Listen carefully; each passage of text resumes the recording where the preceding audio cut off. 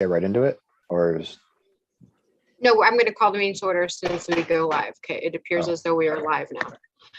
Okay, good afternoon, everyone. Today is Tuesday, June 14th, 2022. The time is 4:04 p.m. and I would like to call to order the Committee on Community Planning and Economic Development.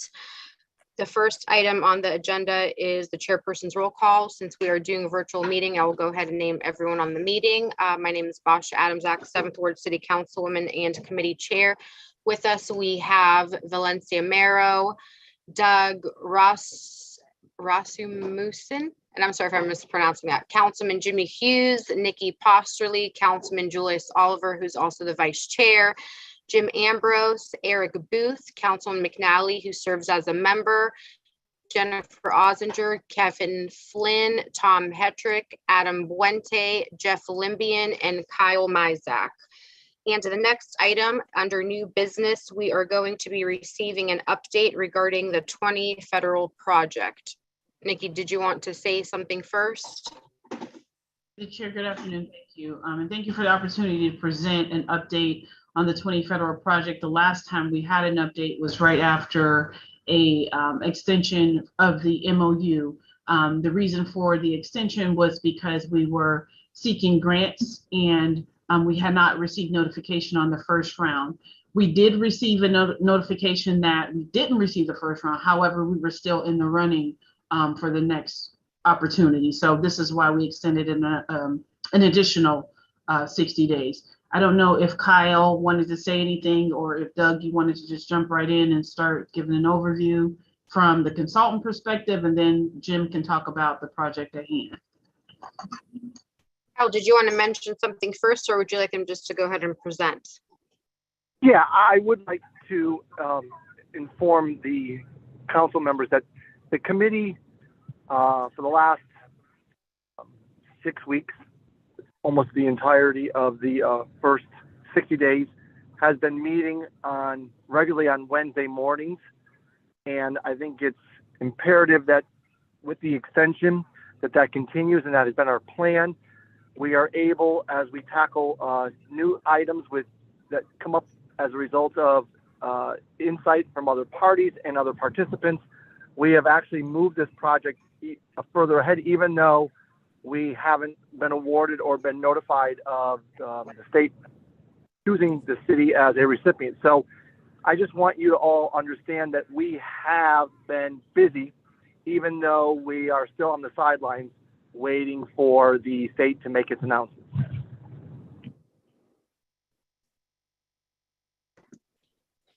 Thank you, Kyle.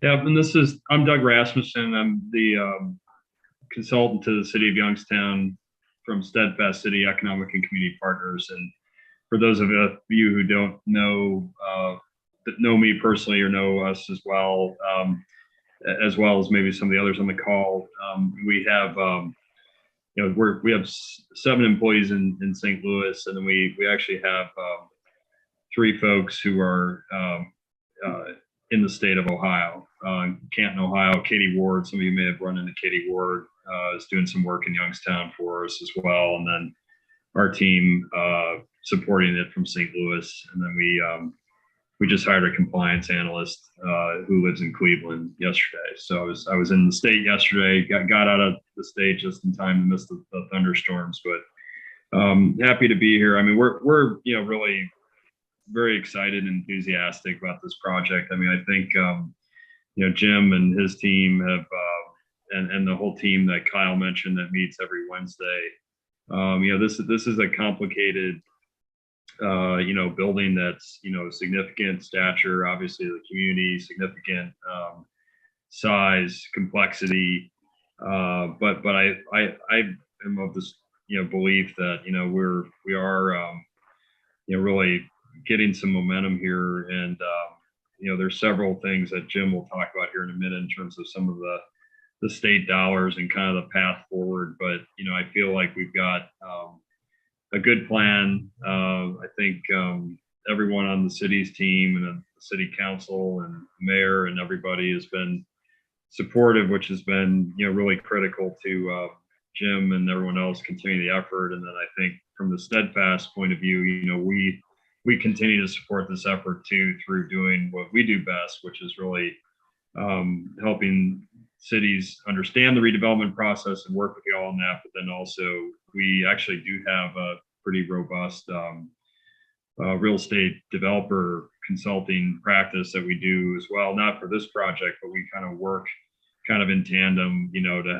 help on some of these sources and make sure that some of these key deadlines get hit and those types of things. So we're excited, and I think our team is really very, very energized about the city of Youngstown. I think Nikki could tell you from the get-go. One of the jokes has been, "Hey Doug, when are you buying a house here or whatever?" But because I've always been, and I and our team have always been, we're really passionate about this project. So we're excited to be working here to roll up our sleeves and continue to try to move this forward. And I think Jim will have a good update here on some of the things that have transpired since the last extension, and then some of the things that are kind of in the near future that are kind of key items to continue to move the momentum forward. Thank you, Doug. And Jim, before I let you go ahead and present, does the committee have any questions so far, or just proceed forward? No. Okay, go ahead, Jim. Well, thank you all for inviting me and Eric to come here. We're with Desmond. We've been at the point for this project since you all selected us and entered into the MOU with us. And for that, we sincerely appreciate that. Before we dive into the update, the only reason why we're here today is a result of everybody on council, everybody on the mayor's team, and really all the other regional stakeholders that have collaborated with us and championed this project. As others have said, this is obviously one of your largest properties in downtown Youngstown. And given its historical nature and the many transformations that have happened to it over the years, it is quite challenging and expensive to pull off. But luckily, we have led projects like this elsewhere, primarily 1 million square feet in Pittsburgh for the old Kaufman's department store. So this is something that we're used to doing. And, to put these things together, it does take a lot of time and a lot of effort on the upfront to begin to unlock various funding sources that can help offset some of those really expensive costs that you would have in the outset of the building. So because in order to be able to do any sort of transformation to the building, one of the first steps you have to take is to do a hazardous materials assessment and understand what you're actually working with. So that was why the city and the mayor's team rightfully ordered a hazardous materials assessment. We got that done last fall, and what it revealed was all of the areas that there were hazardous materials throughout the building, lead-based paint, as well as asbestos. And with that assessment comes a plan to be able to remediate it. The fortunate thing is that the state of Ohio announced the brownfield remediation grant last year, and the application opened to basically public entities, and land banks had the first position to be able to apply for these funds. Those dollars are only able to be awarded to public entities. And so the building being in the city's ownership is actually a positive thing, and more greatly qualifies this building for that funding opportunity. We submitted that grant we collaborated with the land bank and with the team, the city's team, to be able to submit that it was December 22nd of 2021. And as you all know, they made a first round of announcements, and there weren't any projects in Mahoning County that they'd announced. The state has informed us that all outstanding questions and everything that they needed from the application perspective is what they need. And so at this point, we are just waiting for that. But that would be the first step to kind of unlock what we have structured in the whole entire capital stack. One of the other reasons that we requested the extension is there's another layer of capital that we identified at the state level that's called the Transformational Mixed Use Development Tax Credit. And this fund is only for qualifying projects in the state of Ohio that are of significant scale, meaning that they have to be greater than 400,000 square feet, which this building is. This application cycle happens on an annual basis, and for this year, it is due in the middle of July. So as a part of this extension, just like the remediation grant, we're partnering with all of the regional stakeholders that we need to garner letters of support, the city's team, and obviously updating council to be able to submit for an application to be able to qualify the building for that particular funding source. Simultaneously to that, there is another opportunity for the state historic preservation tax credit, which is due in September of this upcoming September, where that is a very significant part of the capital stack to be able to unlock, funds that would be dedicated to the historic preservation of all the character defining features of the project. With that comes a required level of design and engineering and documentation that the state needs to see to be able to qualify for that particular application. The hope is that we can potentially shake loose some of these other state incentives so that we could begin that work so that we can then unlock all of that, because between the remediation grant, the transformational mixed use development fund tax credit, the state historic tax credit, and then once you qualify for the state historic tax credit, you have access to the federal one. We're talking about approximately $30 million worth of capital that we would have unlocked for dedicated solely for this project. And so as a team, both on the, from the Des Moines side, the Steadfast City side, as well as the city's team, our first priority has been to try to pursue every single state incentive that we could, or that we can at this point, so that we can try to maximize those public incentives and minimize any sort of local ask or necessary thing to try to bridge the gap for this project. And lastly, I'll finish that a week ago on Wednesday, we had a national institutional capital partner come into town who was very interested in the project. We had a chance to tour them through the building, and they've done a lot of significant projects across the country. And they were interested in this project because they were able to see the collaboration that we have all had with the city and with the regional stakeholders, and were impressed by the fact that we smartly already have a grant application in for the remediation, as well as pursuing the transformational mixed use and the state historic tax credit. So that's all positive news. And as Doug and others have said, we do believe that this project will come together.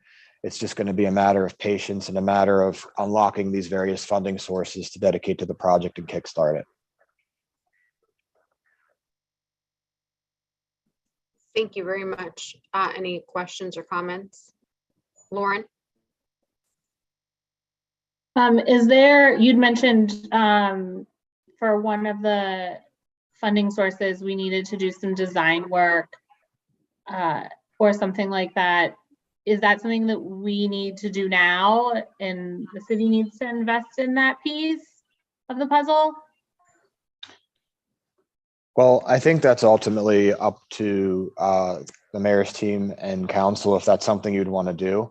If there's really two pathways. If you want to get the project into the state historic credit process, there's 2 points in time in the year that you can do it. It's in March of each year, which the award for that usually comes in July, or this upcoming one, which is September. And then they make that announcement in December. So because there's significant work that needs to be done for it, someone needs to fund that scope of work to be able to at least be able to submit that application. Because it's so highly competitive at the state level, there's usually a pattern with projects where once you submit it in the first application cycle, you may lose to a competing project that would have submitted in a previous cycle. and they award that to the one that would have lost out on that other cycle, if you're following me. So let's say we submitted in September, we lose to a project in a tiebreaker. Our next qualifying one would be March, and then an award would be made in July of 2023. Because this project is so large, we want to try to, I don't believe that there is going to be a situation where people are going to want to start construction on this project and ultimately do a property transfer until you have all of those capital sources lined up. And so the state, so I'm getting in the weeds here, so you'll have to bear with me, but the state either has or is about to pass legislation, SB Bill 225, that was sponsored by Senator Schuring. And what that does is it increases the state's max allocation for historic tax credits to double. And that's going to be available for the next 4 funding cycles of the state historic tax credit. Therefore, we want to get the project in one of those funding cycles, because that goes from what we currently have slotted in as a $4 million allocation net of fees to a potential $8 million allocation. And the reason why we would get double is because the region is considered a rural city and Youngstown is deemed a distressed city. And this project falls in one of their major project categories where we would actually double that allocation and give the project a much better chance of doing it. So if the desire is to close the capital stack as quickly as possible, we would recommend making that investment, because when we put together the ultimate development plan, there may be a path where we can explore and collaborate with city council and the mayor to figure out how you actually generate that return so that it's just not a loss for the city, so that you get reimbursed at a monetization event of the property in the future. So those were just some initial thoughts that I'm throwing out there, but that would be beneficial to the project and significantly accelerate its timeline. Lauren, I see you have a follow-up. Yeah, so it sounds like, I mean, in my opinion, it sounds like we know we want to get this building moving as quickly as possible, because we know it costs us a lot of money to keep on our books. So, and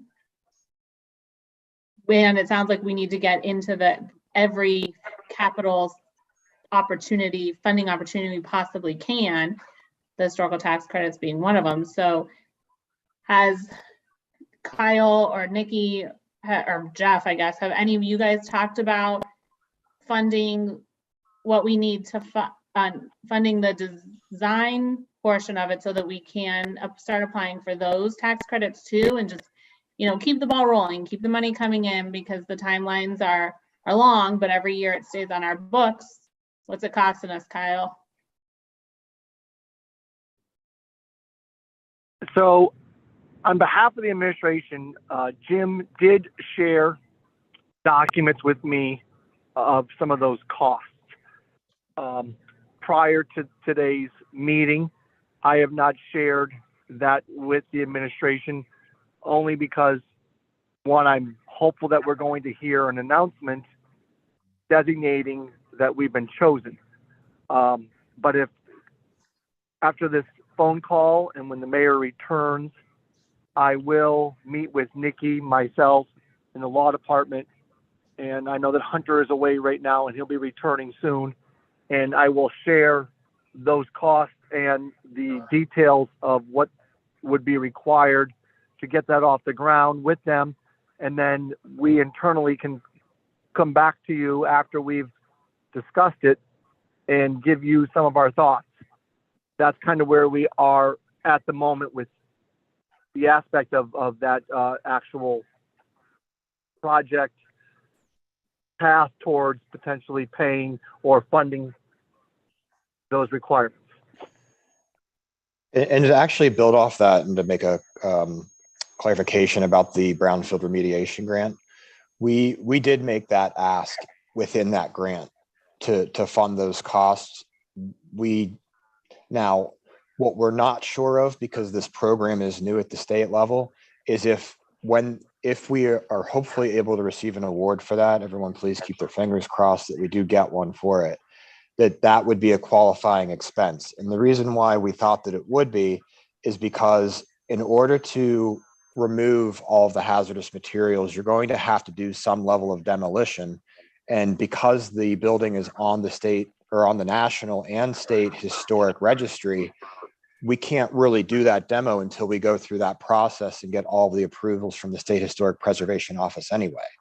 So that's why we were trying to combine those two things together so that we could get all of that work done and essentially de-risk that part of it through that incentive.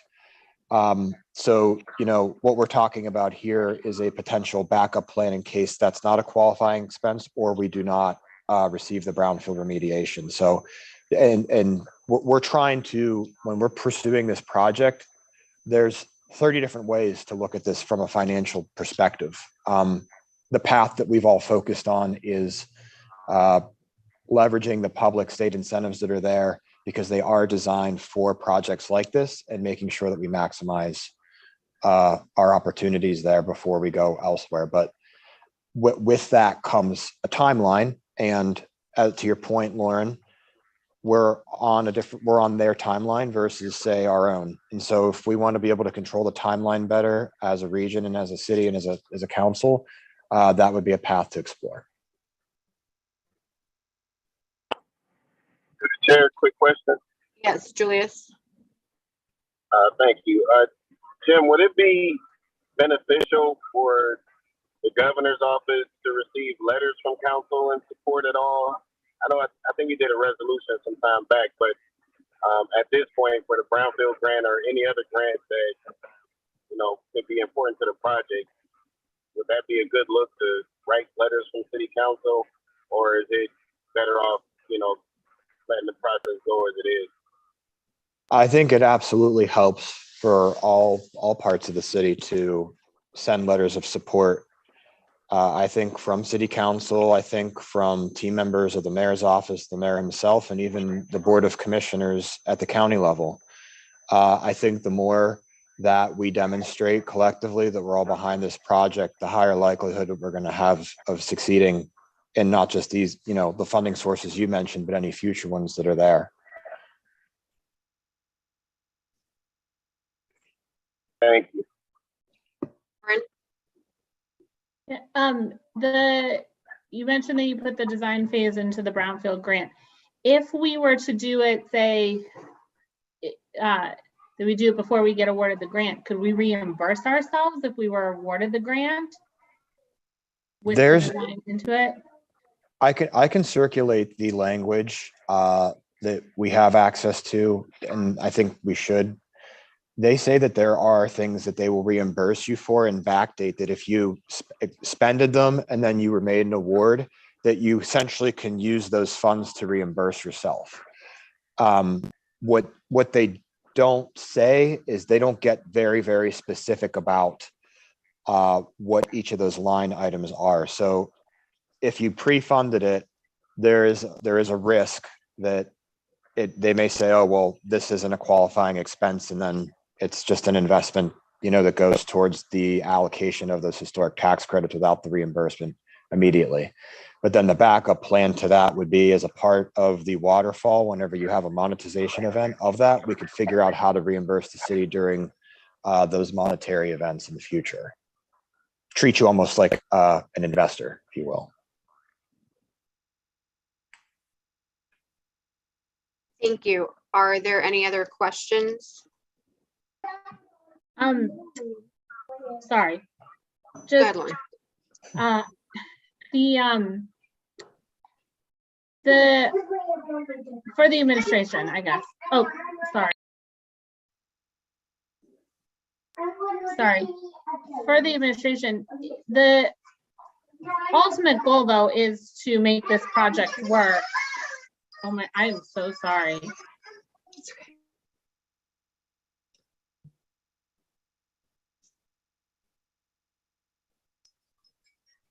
It is to make this project work.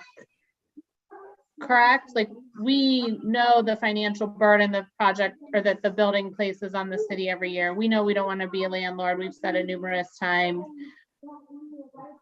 You know, I'm assuming we want to make this work no matter what funding sources come through the door, what funding sources perhaps fall short.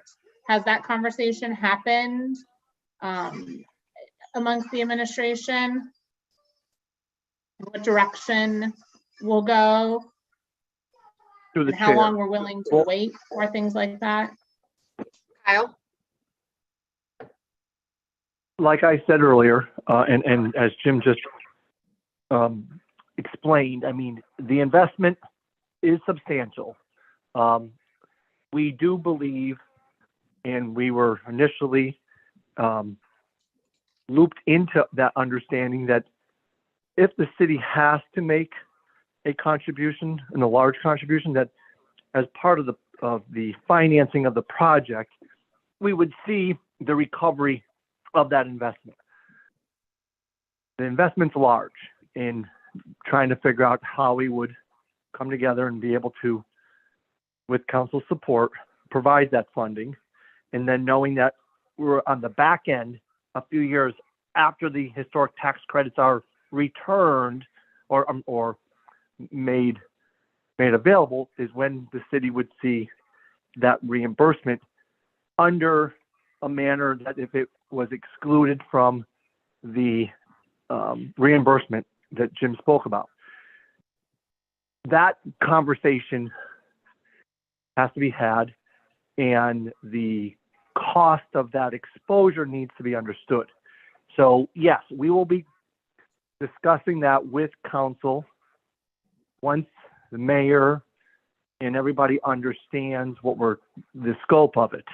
Like I said, Jim shared it with me, myself and Hunter talked about it, but because again, I was away for my conference and then the mayor's schedule, which took him out of town, I have not had the opportunity to sit, and I was concerned that it could be premature given that we hadn't been informed that we had been chosen by the state. So that was kind of some of my apprehension to start talking about something of that size.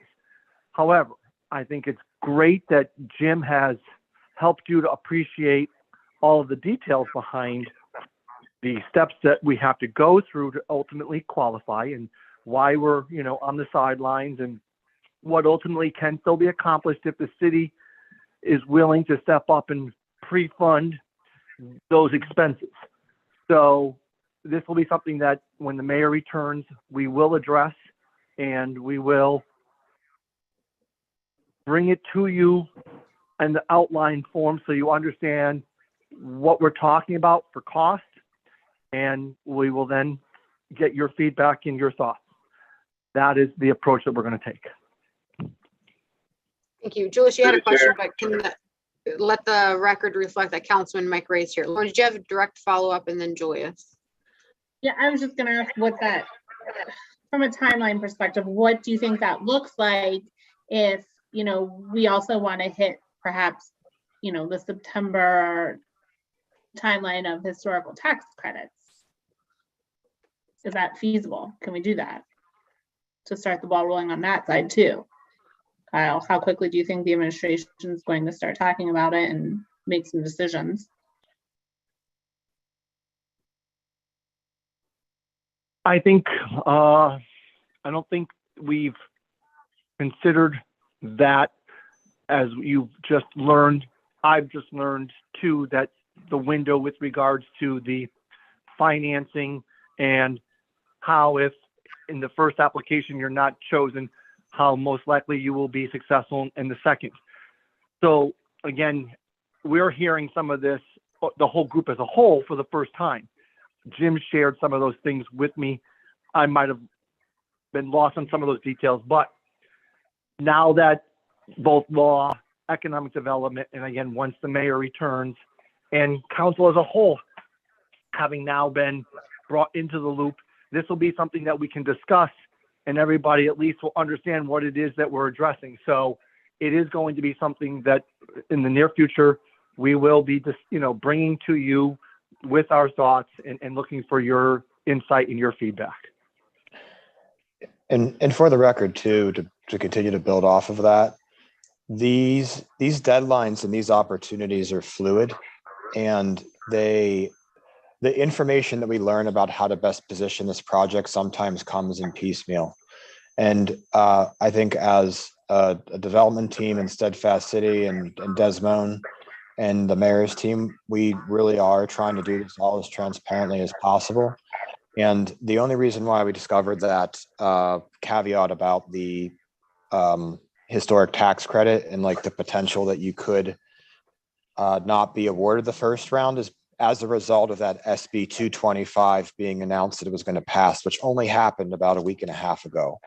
So that's why there was a lot of excitement and momentum around people wanting to have urgency behind the state historic tax credit process, because that now doubles our potential allocation in the very immediate future as a result of that legislation being passed. And if you don't mind, I may leave you with another funding source that was just announced and I have more clarity on as of like 2 hours ago. Jim, one moment, because Councilman Oliver has had his hand up. If he may ask his question, and then we'll have you talk about that other funding source. I'm sorry, I get excited and I just go. No, that's okay. Julius. Okay, Jim, we excited too. We just want to see this happen. But my question, I guess, is for Kyle or administration. I spoke with Nikki a little bit about it earlier, but Kyle, the reasons you mentioned just a few minutes ago, would those be the same reasons that we aren't communicating with the tenants in the building? Because my concern is, we definitely want this project to work, but I also want to keep as many businesses as I can in the city and downtown. Whether they move back into the space or they move to a space close by, I just don't want to lose a lot of businesses outside of the city in the meantime. To the chair. No, Yes, that is Kyle. not the approach of the administration. The administration, one, is concerned about those tenants. And again, we don't have anything definitive with regards to the state choosing the city as a recipient of the Brownfield grant. Yes, we've had some tenants who have chosen to move out of the building, given that they're concerned with the fact that this thing most likely could be on the horizon, and others are because, again, fixed cost and means that the facility meets their needs right now, and they're not going to look for something else until they are informed that the city is going to have the leases and the leases to vacate the building. So there's just a lot of what's up in the air, and again, it's that fine line of trying not to complicate those people's businesses and their livelihood, and at the same time, go down this path of being diligent and trying to secure the financing so that when we do make the announcement, one way or the other, we all are on the same path and the same understanding of what we're going to do with 20 Federal. Yes, the administration wants to, one, remove itself from owning a commercial building. But at the same time, it is the major anchor of downtown. And that was why prior administrations chose to act and take ownership of it.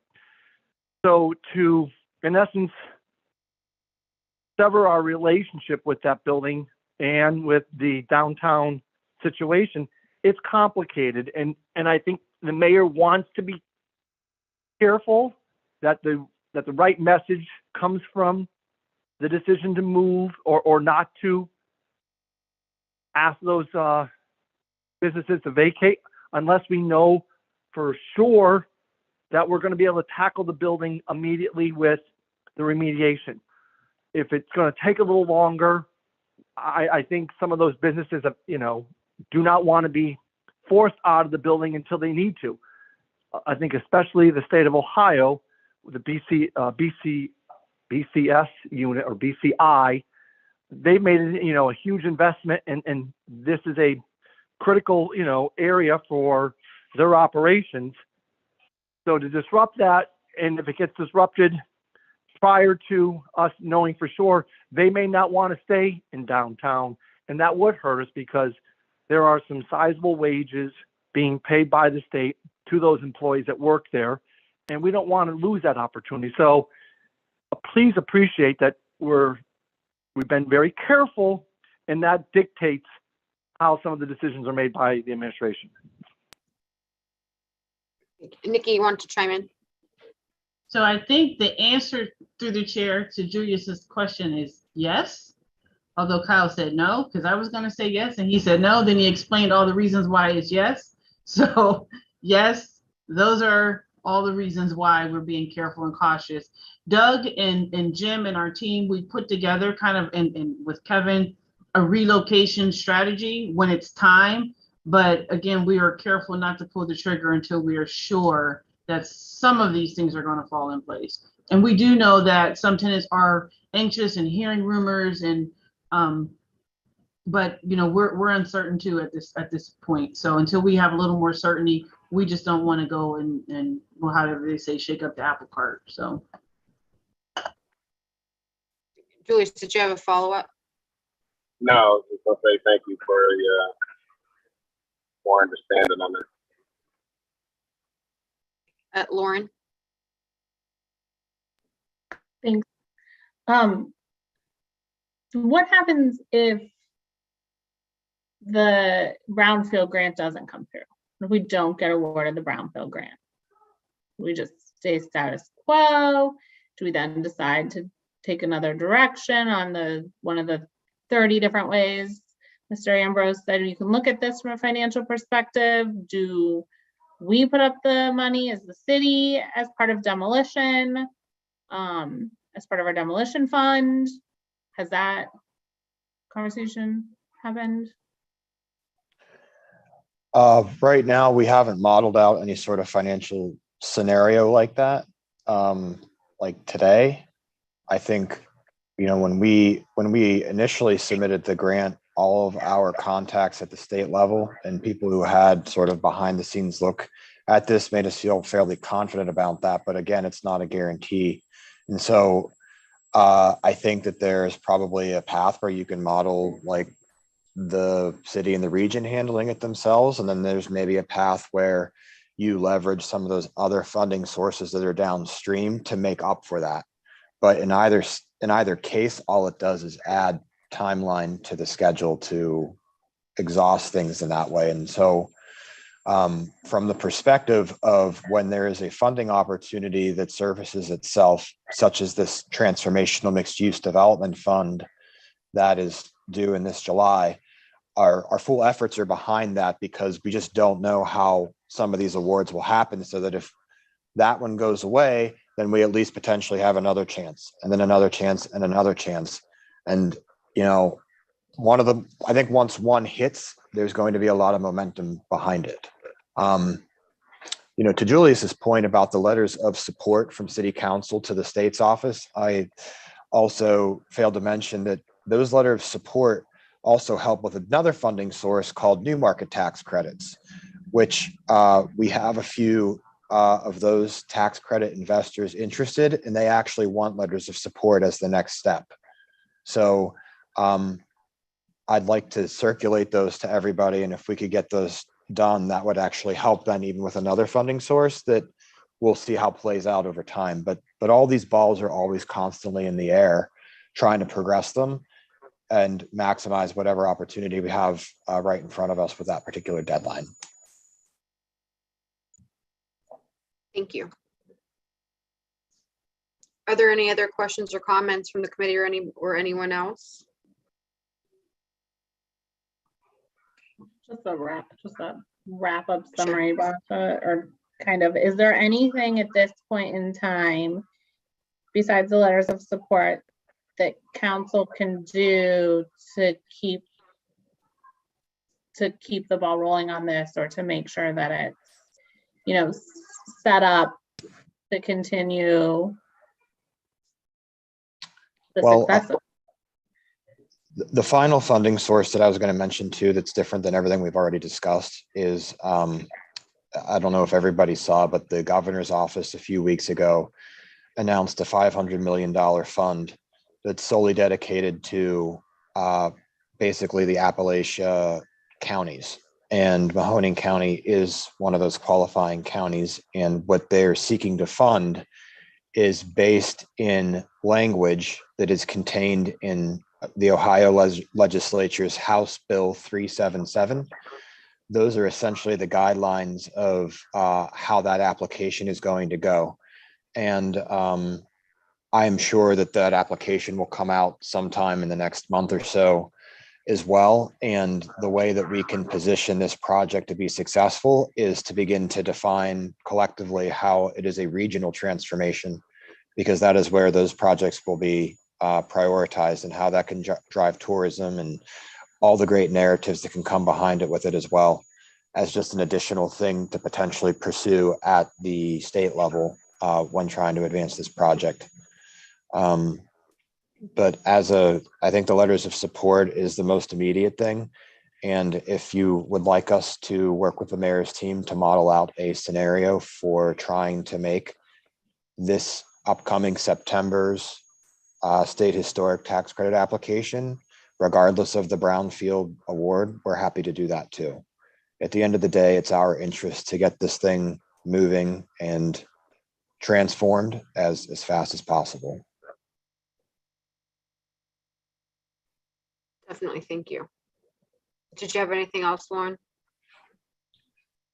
I mean, I think, you know, that I think it'd be good to look at that model, just because also whether we get, it sounds like whether we get the brownfield grant or not, we still want to go for that historical tax credits. It's just a matter of whether the brownfield grant will pay for the design that is needed for the historical tax credits. So we probably want, you know, why we're, instead of just sitting on our hands right now, we'll maybe work on that, because we know it's coming. We know we're going to definitely do that.